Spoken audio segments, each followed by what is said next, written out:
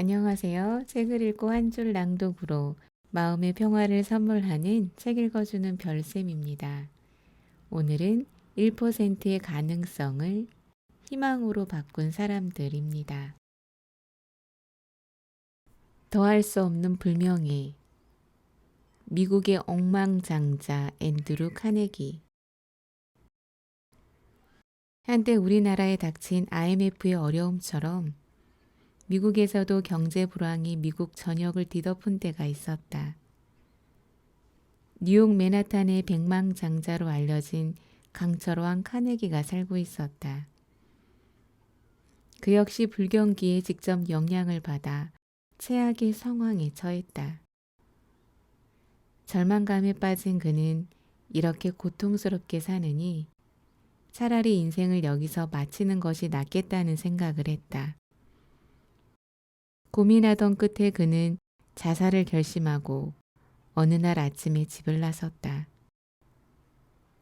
강물에 몸을 던져 자살하려고 강 쪽으로 천천히 걸어가고 있을 때였다. 막 모퉁이를 돌려는데 어떤 남자가 그를 향해 소리를 질렀다.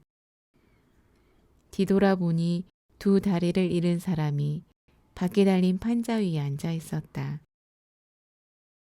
그러나 그의 비참한 외모와는 달리 얼굴에는 환한 미소를 짓고 있었다.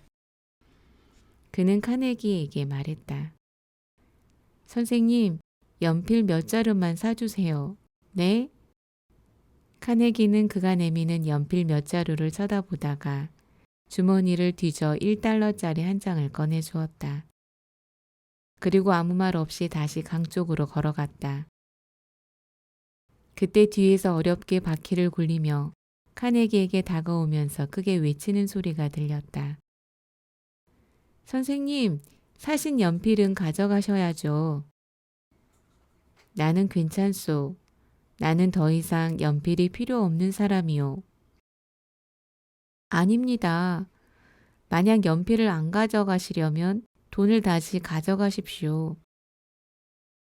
그의 얼굴은 여전히 환한 미소로 가득 차 있었다. 그의 성화를 이기지 못하고 결국 카네기는 연필을 받아들었다. 그리고 끝까지 환한 미소를 잃지 않는 그를 물끄러미 바라보면서 잠시 생각에 잠겼다. 나는 더 이상 이 세상에 살아 있어야 할 이유가 없다고 생각했다. 그런데 오늘 이 사람은 두 다리가 없으면서도 한없이 환한 미소를 지으며 살아간다. 그렇다면 내가 죽을 이유가 무엇이었겠는가? 내가 이 세상에 왜 살아야 하는지 그 이유를 이제야 알 것 같다. 나는 더 이상 자살할 이유가 없다. 결국 카네기는 발걸음을 돌려 집으로 향했다. 그리고 마음을 다잡고 다시 시작하여 사업에 크게 성공하였다. 만약 그때 그가 자기 생명을 가볍게 생각하고 어리석게 생명을 포기했다면 그는 불행한 사람으로 삶을 끝냈을 것이다. 사람이 갑작스러운 실패와 극심한 좌절에 처하다 보면 한 번쯤 죽음을 생각하게 된다. 어려움을 해결하는 마지막 돌파구로 자살을 쉽게 생각할 수 있다.